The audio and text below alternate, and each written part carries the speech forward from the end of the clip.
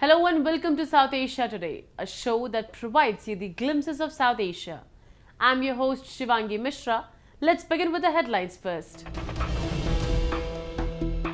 China's interference in democracies gets called out.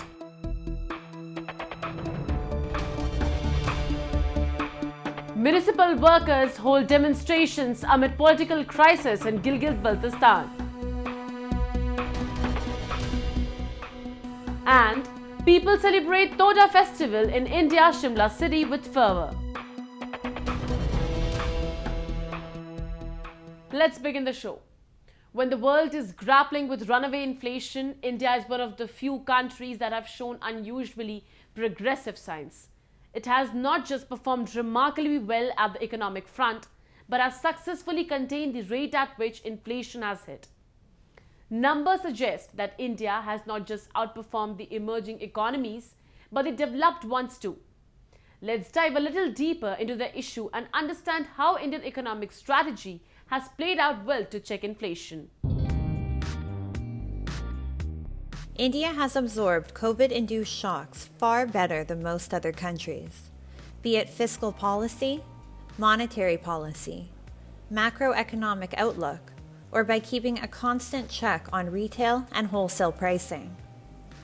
India's economic growth has been particularly impressive in comparison to many developed economies, who have yet to bounce back from the pandemic and its after effects. Global economic growth is expected to fall drastically over the next 2 years. However, India appears to be bucking the trend, with major international financial agencies like Morgan Stanley praising India's economic acceleration. India's retail inflation eased to 6.77% in October, from 7.41% the previous month. Food inflation also decreased by over 1.5 percentage points to 7.01%, from 8.6% a month before. Fuel inflation also experienced a dip, falling to 9.93% from the 10.39% in September.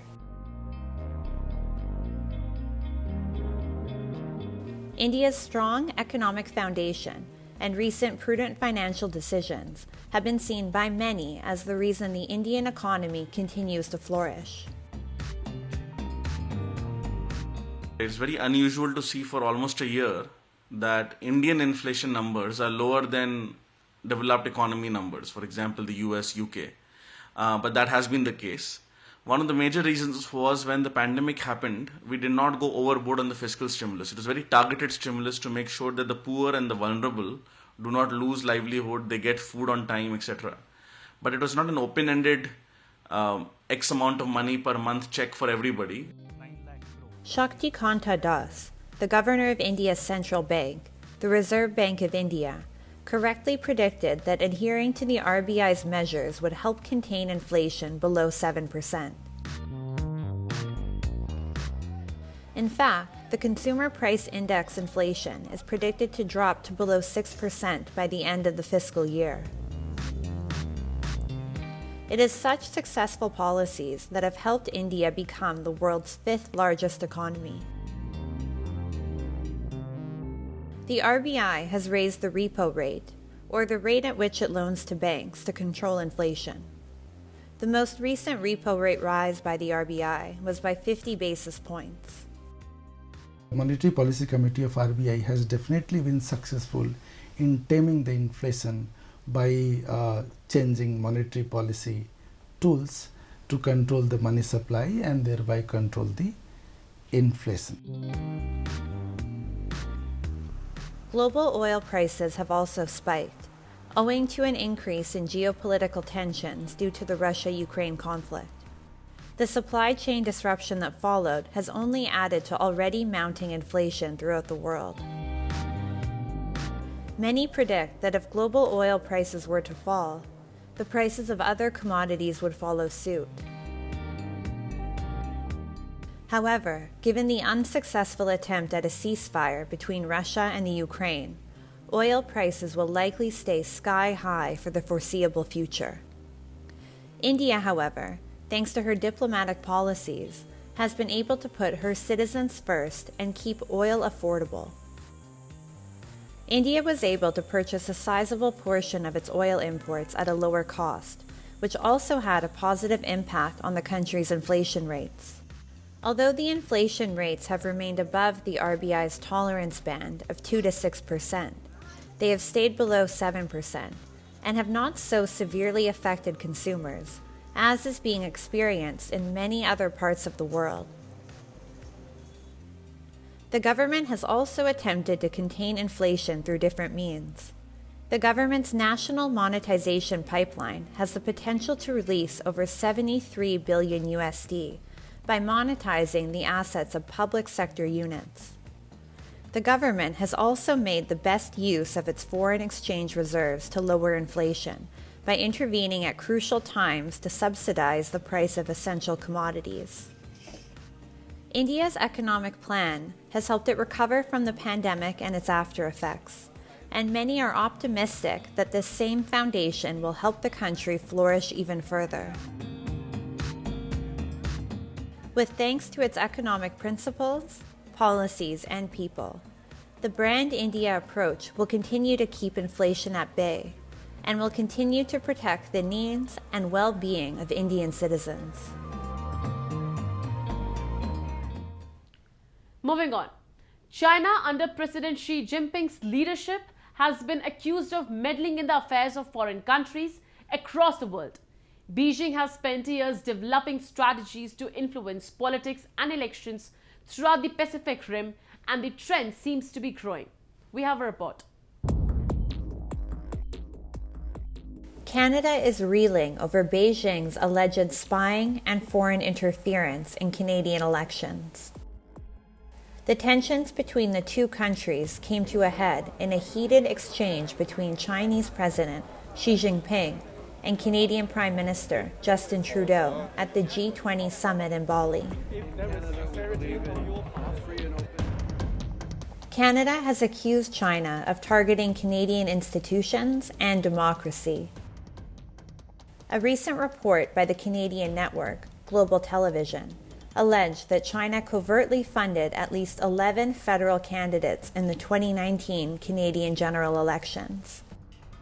Beijing's alleged interference not only created a storm in the Canadian Parliament, but has also created an increasingly hostile rift between Beijing and Ottawa. This is really, for me, an unprecedented situation from the Chinese side. So I look rather grim in regarding the future. That I think we must expect more of such kind of statements. China, under President Xi Jinping's leadership, has been accused of meddling in the affairs of foreign countries across the world. According to the American think tank, Council on Foreign Relations, China also appears to be increasingly interfering in U.S. elections through intensive lobbying, control of foreign media outlets, and sophisticated disinformation campaigns. A report filed to the Justice Department under the U.S. Foreign Agents Registration Act indicates that China has spent $280 million USD over the last 6 years to influence U.S. politics, more than any other foreign country. Beijing has spent years developing strategies to influence politics and elections throughout the Pacific Rim, and the trend seems to be growing.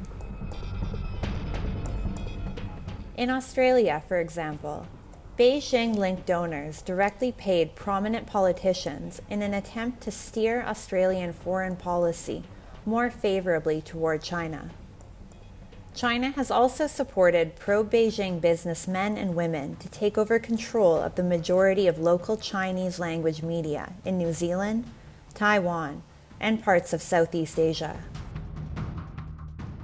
China has a policy called gray zone warfare, in which information and disinformation are a key and important part, and this is played around the world. In that, having greater influence over the media organs of those countries, target countries, whether in the West or in Australia or any other country, India also included in that, so that the favorable communication comes out of these and looks as if it is genuine.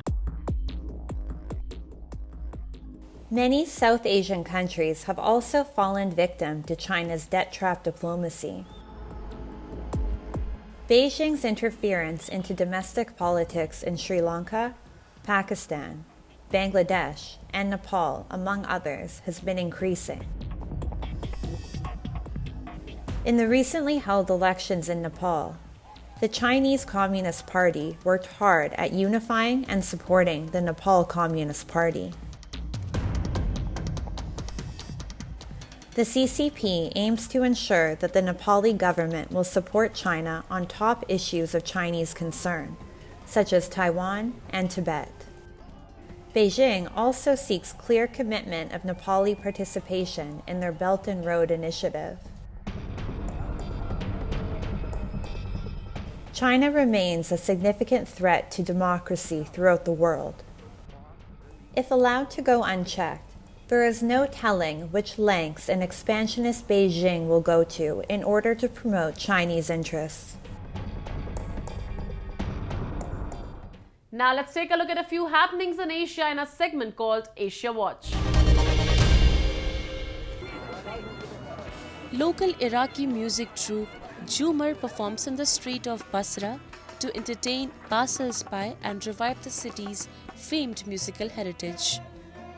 Performing traditional songs, troupe members took it upon themselves to bring back joy to the city of Oud, which was under political distress and control of religious factions, diminishing the existence of art and music.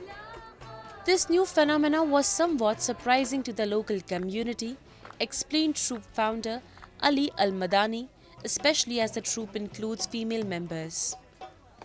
But with time, the acceptance grew and people started requesting their presence.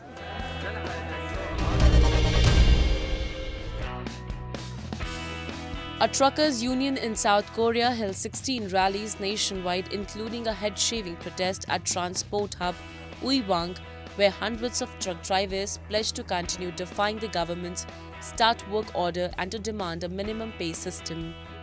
South Korea ordered about 2,500 striking truckers in the cement industry to return to work on Tuesday, an order that the Cargo Truckers Solidarity Union (CTSU) called undemocratic and violent, and evidence that the government was unwilling to engage in dialogue.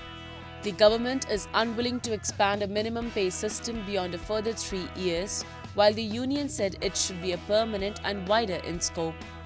Negotiations will resume, but union officials say the gap is still too wide to reach a compromise.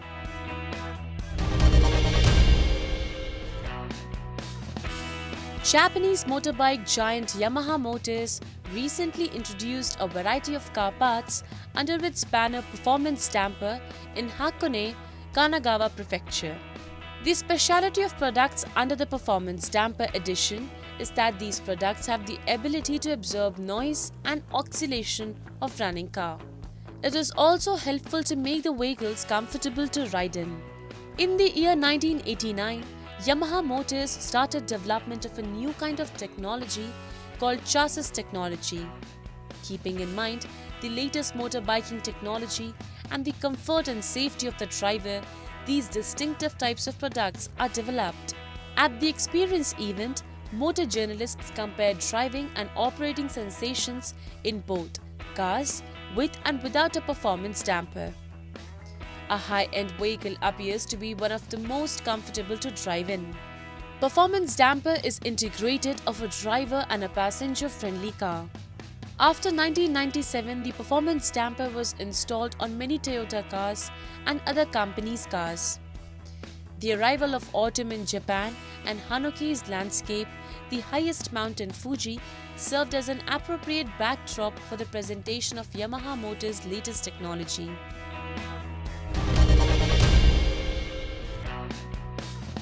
Winters in Yokohama is a sight to behold. This year's winter season in Yokohama became even more picturesque with the installation of gorgeous illuminations. This year is the third one where illuminations have been installed in Yokohama. Year after year, these illuminations are getting bigger and grander. Cooperative hotels and other facilities have also increased in the town, thus making nightlife even better in the city. These illuminations in Yokohama, Japan have slowly become popular all over the world. New trial is the projection mapping. On the wall of the building, a beautiful image is reflected. A street walker can easily join and enjoy it. Especially during the special 5 minutes, which are held 8 times a day, illuminations throughout the city are synchronized with the music to add multiple colors. The winter air in Yokohama is clean and fresh. Japan has started using renewable energy to solve the problem of energy consumption and electricity.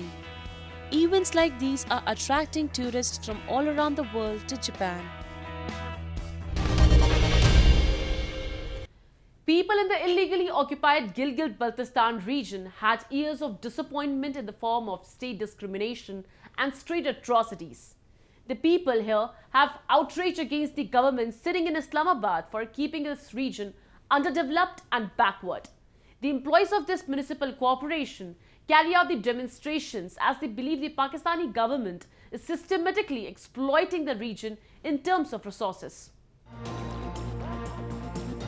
Scores of employees of local council and municipal corporation staged a demonstration outside the Chief Minister's residence in illegally occupied Gilgit-Baltistan to raise their demands of salaries and allowances at par with their equals in Pakistani provinces.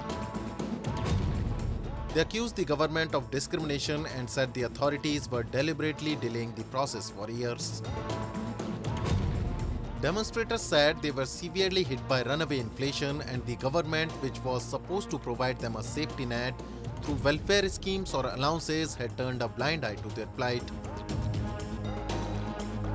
यकम जुलाई 2022 से जो आम जितने भी departments हैं गिलगित बल्तिस्तान के सबको 25,000 रुपये हो गए हैं, जबकि यकम जुलाई 2022 से हम वहीं पुरानी सैलरी ही ले रहे हैं 16,000 रुपये, जिससे सर इस महंगाई में हमारा गुजर बसर बहुत मुश्किल में पड़ गया है सर कि हमारा बड़ा कोई दूसरा रास्ता नहीं था। इसलिए हम पहले बार भी आए थे यहाँ पे जब कैबिनेट की मीटिंग चल रही थी, उस वक्त हमें यहाँ से तसल्लियाँ दे के हमें भेजा था, लेकिन अभी दोबारा यहाँ पे अभी कैबिनेट की अंदर मीटिंग चल रही है तो हम यहाँ पे हाजिर हुए। 14 सर 10 सालों से हम लोग ओवर एज होने वाले हैं सर, और हमारा कोई बस और कोई रोज़गार नहीं है। इन इदारों में हम अपनी ड्यूटी सही देते हैं सर, सही टाइम से आप हमारा चेक कर सकते हैं।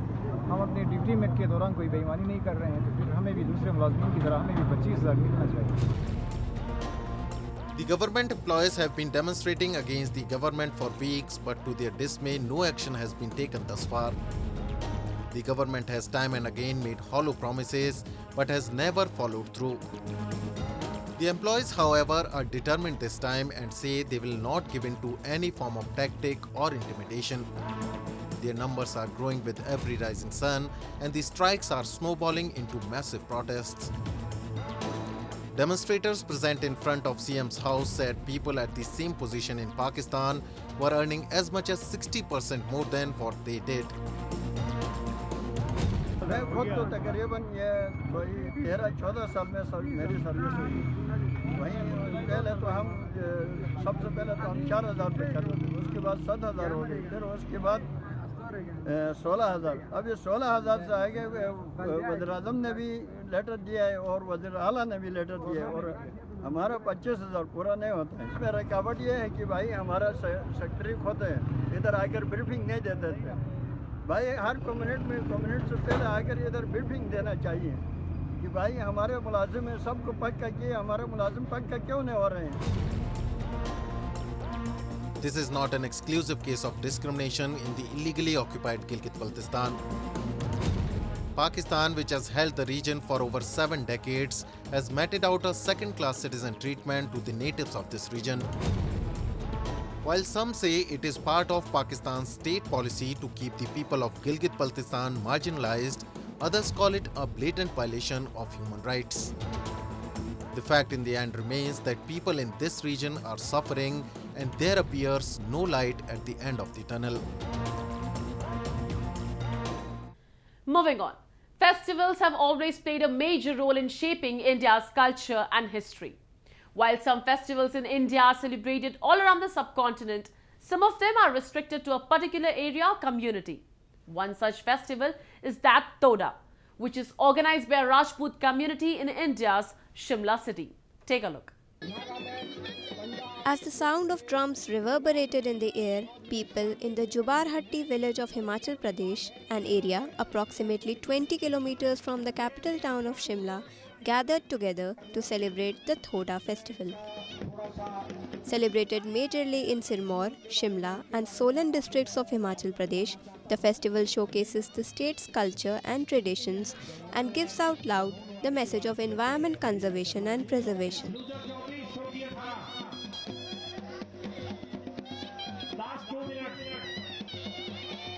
रही बात संरक्षण की, पर्यावरण की, तो पर्यावरण के बारे में भी हम लोगों को बहुत जागरूक करते हैं और इन पेड़ों को काटा नहीं जाता जी, हम काटते नहीं है। ये वैसे तेल वाली लकड़ी है और ये हरी भी जल जाती है, तो जहाँ तक पर्यावरण का सवाल है इस लकड़ी को जंगल में बहुत नहीं काटते हैं और जब इसके बीज इधर उधर हो गए तो अब ये बहुत फैल चुकी है जी।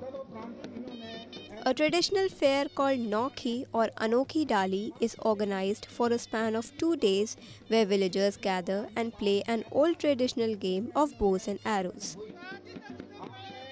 Thoda is a game of archery where the target is a dancing human. It is played between two teams called as Pasha and Sata, who identify themselves as descendants of Kauravas and Pandavas. Villagers also offer prayers to a wild species of olive tree which is quite rare to find. They believe that this tree is associated with Narsimha, an incarnation of Lord Vishnu. Though the Thoda dance is the main attraction of the fair, locals also participated in different games and activities.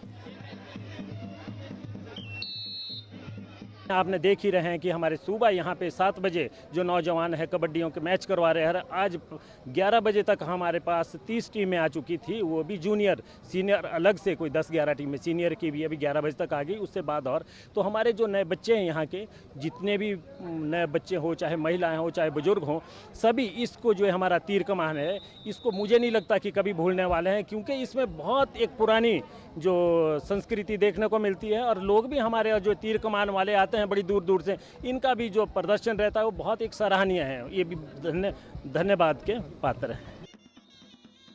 Locals believe that this 200-year-old fair not only preserves the traditional sport of Thoda, but is also organized to please the local deity and preserve the region's culture and tradition. It is fairs like these that are a unique blend of religious beliefs, sports and nature conservation that the youngsters of the country are still in touch with their roots.